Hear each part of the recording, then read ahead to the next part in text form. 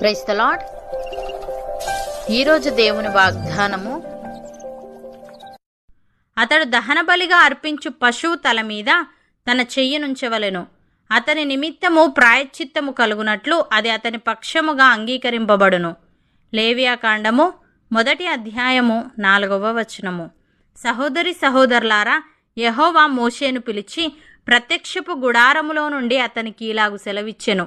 నీవు ఇజ్రాయేలీయులతో ఇట్లనుము, మీలో ఎవరైనాను యెహోవాకు బలి అర్పించినప్పుడు గోవుల మందలో నుండి, దాని గొర్రెల మందలో నుండి గాని మేకల మందలో నుండి గాని దానిని తీసుకొని రావలెను. అతడు దహనబలి రూపముగా అర్పించినది గోవులలోనిదైన ఎడల నిర్దోషమైన మగదానిని తీసుకొని రావలెను. తాను యెహోవా సన్నిధిని అంగీకరింపబడినట్లు ప్రత్యక్షపు గుడారం యొక్క ద్వారమునకు దానిని తీసుకొని రావలెను. అతడు దహనబలిగా అర్పించు పశువు తల మీద తన చెయ్యనుంచవలెను. అతని నిమిత్తము ప్రాయశ్చిత్తము కలుగునట్లు అది అతని పక్షముగా అంగీకరింపబడును అని. ప్రియులారా, ఈ పుస్తకం మొదటి 7 అధ్యాయాల్లో 5 రకాల బలులను గురించి వ్రాయబడి ఉంది. దహన బలి, నైవేద్యం, సమాధాన బలి, పాప పరిహారార్థ బలి, అపరాధ పరిహారార్థ బలి. వీటిలో దహన బలి, నైవేద్యం, సమాధాన బలి యెహోవాకు ఇంపైన పరిమళం అని రాసి ఉంది. మిగతా 2 ఇంపైనవి కావు. ఈ 5 ఏది కూడా పాపాలను పూర్తిగా తీసేసి అర్పించిన వ్యక్తిని దేవుని సన్నిధిలో నిర్దోషిగా నిలబెట్టలేకపోయింది. ఈ అర్పణలను తేవడం ద్వారా ఒక వ్యక్తి పాప క్షమాపణను, దేవునితో సహవాసాన్ని పొందాలన్న తన కోరికను, తన నమ్మకాన్ని ప్రదర్శించాడు.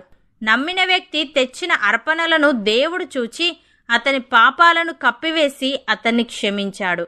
ఈ అర్పణలన్నీ దేవుని గొర్రెపిల్ల అయిన యేసుక్రీస్తును సూచిస్తాయి.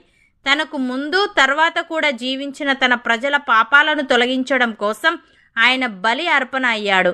దేవుని సన్నిధికి తగిన వారుగా మనుషులను చేసేది క్రీస్తు చేసిన ఒక్క అర్పణే. శిలువ మీద క్రీస్తు ఇచ్చిన ఒక్క అర్పణలోని 5 విషయాలకు ఈ పుస్తకంలో కనిపించే 5 రకాల అర్పణలు సూచనలు. ఇక్కడ మొదటిగా దహన బలి గురించి వ్రాయబడి ఉంది. దహన బలి దేవుని పట్ల క్రీస్తు చూపిన సంపూర్ణ విధేయతకు సూచన. దేవుని పట్ల ఆయనకున్న ప్రేమ మూలంగా ఆయన ఇష్టపూర్వకంగా దేవునికి తనను తాను సమర్పించుకున్నాడు. ఈ దహన బలిని బలిపీఠంపై పూర్తిగా దహించారు. అలాగే దహన బలిగా అర్పించు పశువు తల మీద తన చెయ్యనుంచవలనని, అతని నిమిత్తము ప్రాయశ్చిత్తము కలుగునట్లు అది అతని పక్షముగా అంగీకరింపబడునని దేవుడు చెప్పాడు. అనగా చేతులుంచడం అనేది బలి అర్పించేవాడి స్థానంలో ఆ బలి అంగీకారంగా ఉండేందుకు సూచనగా ఉంది. ఆ వ్యక్తి చావవలసి ఉండగా అతనికి బదులు ఆ పశువు చనిపోయింది. క్రీస్తు మనకు బదులుగా చనిపోయాడు.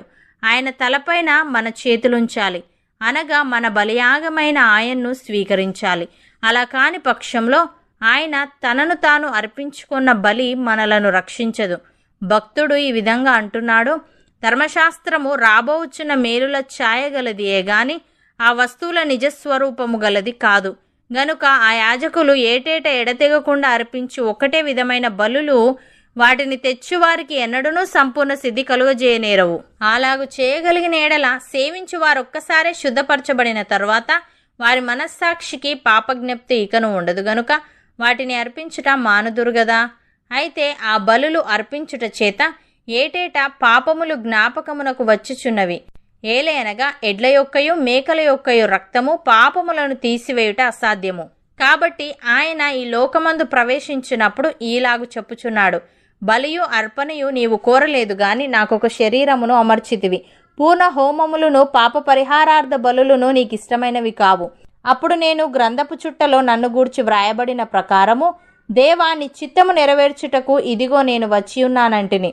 బలులు, అర్పణలు, పూర్ణ హోమములు, పాప పరిహారార్థ బలులను నీవు కోరలేదనియో అవి నీకిష్టమైనవి కావనియు పైన చెప్పిన తరువాత ఆయన నీ చిత్తము నెరవేర్చుటకు ఇదిగో నేను వచ్చి ఉన్నానని చెప్పుచున్నాడు. ఇవన్నీ ధర్మశాస్త్రము చొప్పున అర్పింపబడుచున్నవి. ఆ రెండవ దానిని స్థిరపరచుటకు మొదటి దానిని కొట్టివేయిచున్నాడు. యేసుక్రీస్తు యొక్క శరీరము ఒక్కసారియే అర్పింపబడుట చేత ఆ చిత్తమును బట్టి మనము పరిశుద్ధపరచబడి ఉన్నాము అని. సహోదరి సహోదరులారా, ఏ భేదమునూ లేదు. అందరూ పాపము చేసి దేవుడు అనుగ్రహించు మహిమను పొందలేకపోవచ్చున్నారు. కాబట్టి నమ్మువారు ఆయన కృపచేతనే క్రీస్తు యేసునందలి విమోచనము ద్వారా ఉచితముగా నీతిమంతులని తీర్చబడుచున్నారు. పూర్వము చేయబడిన పాపములను దేవుడు తన ఓరిమి వలన ఉపేక్షించినందున ఆయన తన నీతిని కనుపరచవలనని క్రీస్తు యేసు రక్తమునందలి విశ్వాసము ద్వారా ఆయనను కరుణాధారముగా బయలుపరచెను. దేవుడిప్పటి కాలమందు తన నీతిని కనబరుచు నిమిత్తము తాను నీతిమంతుడును యేసునందు విశ్వాసము గలవానిని నీతిమంతునిగా తీర్చువాడునై ఉండుటకు ఆయన అలాగు చేసెను.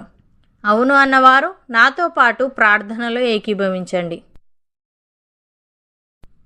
పరిశుద్ధుడా, ప్రేమగల తండ్రి, ధర్మశాస్త్రము రాబోచున్న మేలుల ఛాయగలదియే గాని ఆ వస్తువుల నిజస్వరూపము గలది కాదని, ఆ యాజకులు ఏటేటా ఎడతెగకుండా అర్పించు ఒకటే విధమైన బలులు వాటిని తెచ్చు వారికి ఎన్నడూనూ సంపూర్ణ సిద్ధి కలుగజేయనేరవని, పాత నిబంధనలో అర్పింపబడిన అర్పణలన్నీ యేసుక్రీస్తునే సూచిస్తున్నాయని నీవు తెలియజేశావు. తండ్రి, నీకు స్తుతులు.